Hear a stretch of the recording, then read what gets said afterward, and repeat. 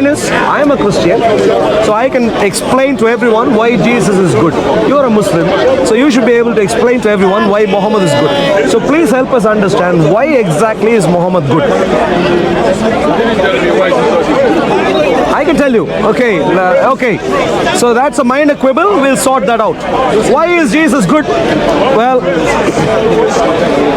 Jesus, in terms of his morality, interacting with all sorts of different people, many who disagreed with him, many who wanted to stone him to death, many who wanted to hear him but then reject him and go away, many who wanted to crucify him.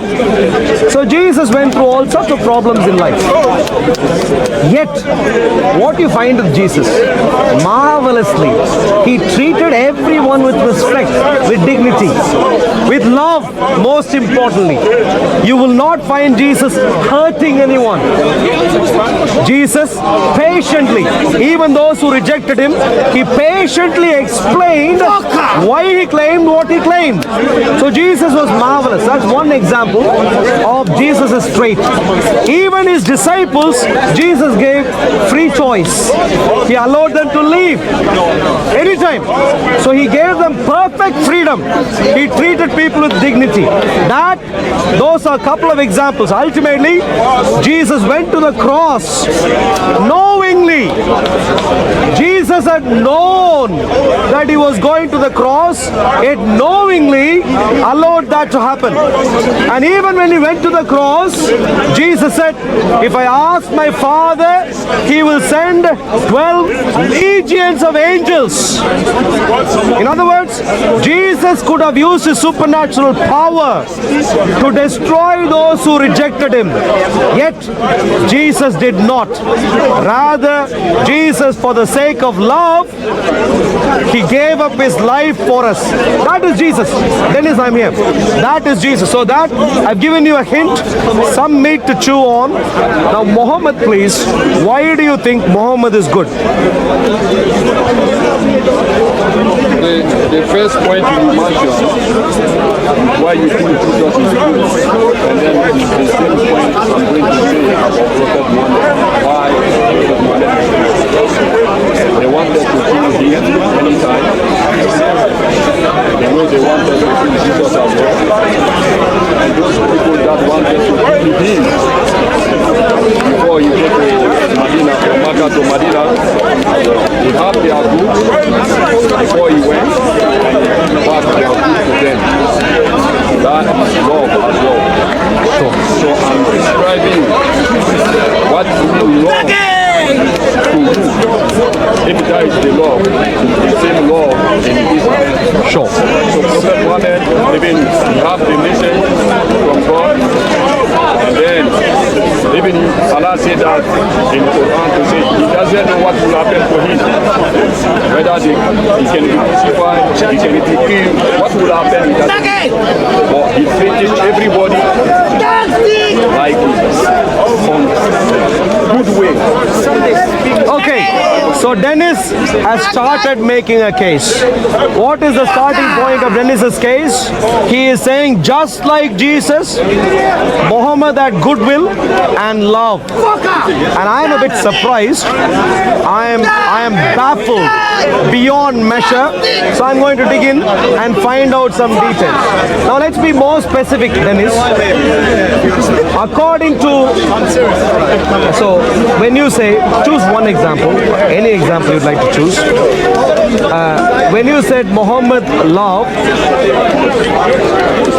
would you like to focus on the case of the Jews and the Christians? Or would you like to focus on the case of the custodians of Masjid al-Haram? Or would you like to focus on the case of the general idolaters, people who rejected Islam? Who would you like to focus on? I'd like to get some additional details, but I'd like for you to make a choice first. Time Prophet Muhammad, he was good to everybody that was everybody. So let's choose the example of custodians of Masjid al-Haram. Did Muhammad, what happened to the custodians of Masjid al-Haram who rejected Muhammad and who disagreed with Muhammad? What happened to them? Well, you told me that they loved and whatever, so please give me information. Tell me what was happening. Okay, I can give you information. All those who rejected Muhammad were wiped out by Muhammad, including those who were custodians of Masjid Al-Haram. What happened to the custodians of Masjid Al-Haram who rejected Muhammad? We find details in Surah At-Tawbah, which is Surah 9. We find details in Surah Al-Anfal, Surah. Tawbah, I want to read that. Yeah, let's read. What happened to the custodians? What happened to the custodians of Masjid? Remember, Dennis's case is that he said Muhammad, just like Jesus, loved even those who rejected him. That's his case. So I'm trying to get to one particular detail here, which is the case of the custodians of Masjid Al-Haram. Surah At-Tawbah. Surah At-Tawbah, for instance, Surah At-Tawbah, Ayat 5.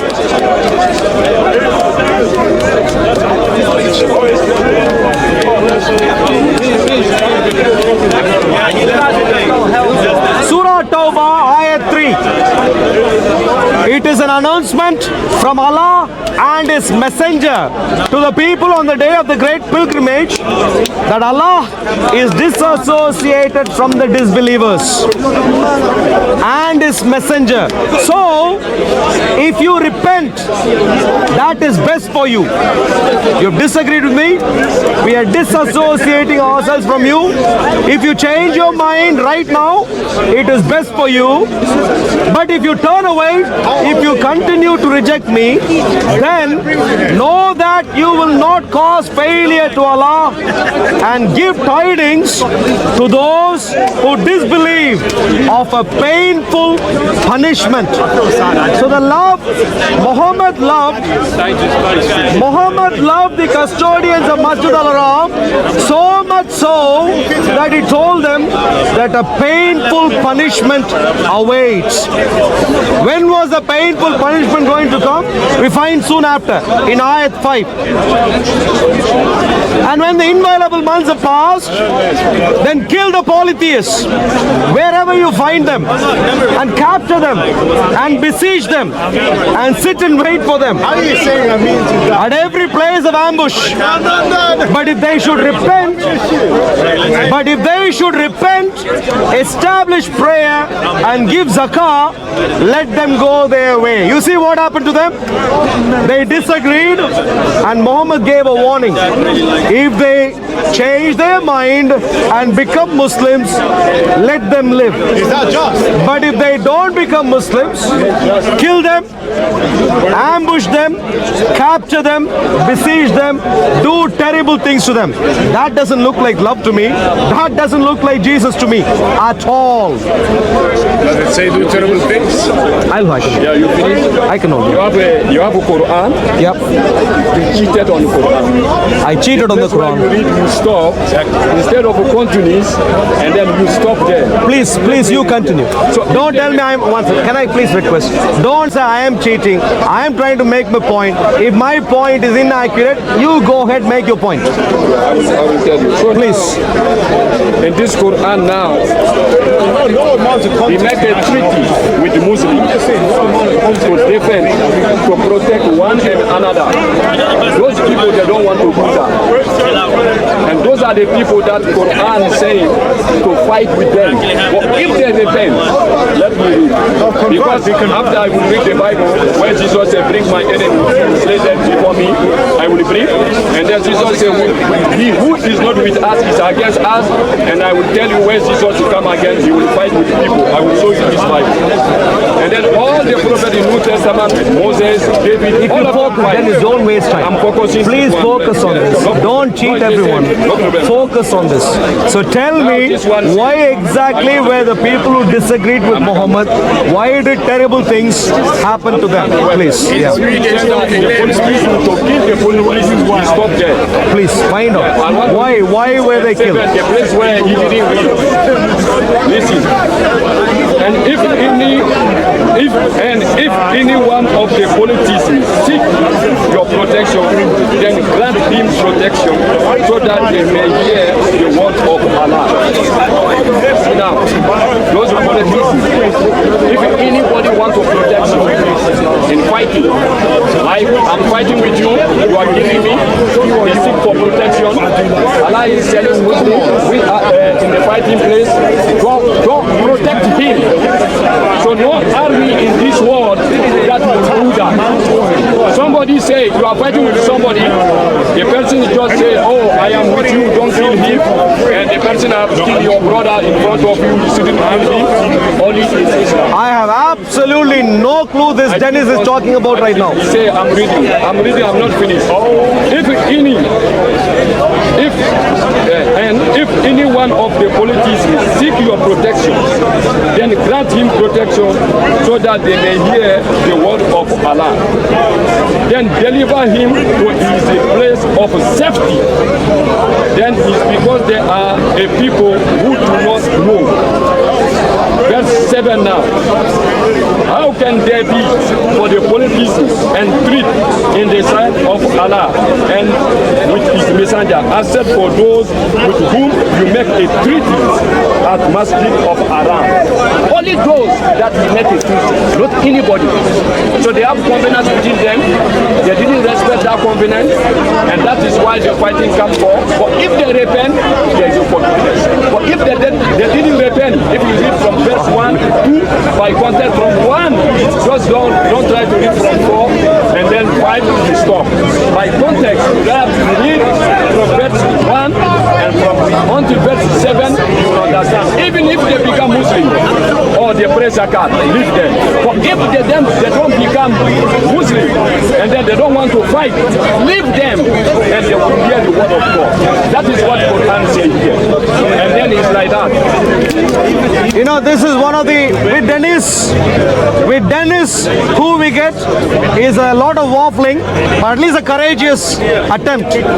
Now, not carefully, he read a few things. I have got no clue as to how someone like Dennis could read and misunderstand a basic challenge being presented here.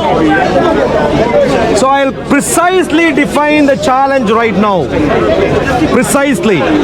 Surah At-Tawbah, the first many ayats pertain to custodians of Masjid al-Haram. On that, we have agreed. There is no disagreement. But he is trying to make a case that Muhammad loved those people and he treated them marvelously, apparently. I am struggling to find where that is. So I'm going to ask him a couple of pointed questions. Number one, according to this passage, what happened to the custodians of Masjid al-Haram who rejected Muhammad and who did not want to hear about Islam anymore? No, don't bring me Quran. Nonsense. Wasted enough time. I don't want to hear that anymore. What happened to them is a question I am focused on, because that is the epitome of peace and love. Did Muhammad let them go in peace? And my challenge is, I will demonstrate that he did not. The only ones who were let to live among the custodians of Masjid al-Haram were the ones who were willing to submit to a protection order under the Muslims, where they would be hearing about the Quran and where they would not insist on their ownership of Masjid al-Haram. So question is, those who rejected Muhammad, who don't care about reading the Quran anymore, what happened to them? Number one. Number two, those who refused Muhammad usage of Masjid al-Haram, what happened to them? Please. Now, let me read you. Now, those people that they say that we don't want to fight and we want for peace, no way Quran say kill them. But when Quran say to us to fight, they are in Muslim land. Allah didn't say go and cut them. Allah say fight. That means they have their own army ready, prepared. In UK here, if I do something to break the law, they will not say go and fight against Dennis. They will say go and arrest Dennis. But in this case now, in Muslim land, when Allah said to fight with them in the time of Prophet Muhammad, that means they also have their military. So now they have only one land. They live in a Muslim land. They should obey the law to protect one another. Your problem is my problem. My problem is your problem. Now those people, what they are doing, and then they want to fight, and then they treaty between them and Prophet Muhammad Sallam, and then this treaty they want to break it. So as long that one remain, we're fighting. But as long that one is not remain, because they have their own army, they have to leave the place. Utterly ridiculous. Masjid al-Haram was not Islamic. I don't know what totally is coming up with right now. Let me ask you, Surah At-Tawbah, when Masjid al-Haram was still with the non-Muslims, was the land Islamic? What I have to say here, Was the land Islamic? How could the land be Islamic when Masjid al-Haram was owned by non-Muslims? I already told you, according to the Quran, they said they have to go. It doesn't accept that. I don't care what the Quran gives as an edict. My question is, okay, listen to me carefully. I am Muslim, I know you don't care, like same I don't care of the Bible. So no debate then. The Quran says You're not hearing they have to properly. leave the place. Listen I mean, the carefully. place belongs to Muslims. I can't now. Listen, please, everyone pay attention. Dennis, everyone listen carefully. The land is not Islamic yet. Note carefully, the land is not Islamic yet. The land became Islamic after, listen carefully, please listen carefully. The land became Islamic after Masjid al-Haram was taken by incidents that happened in Surah At-Tawbah. They took over non-Islamic properties. So before the takeover, the land was not Islamic. Like how today the UK is not Islamic. Just because they are here, if they claim that they are going to force Islam upon us,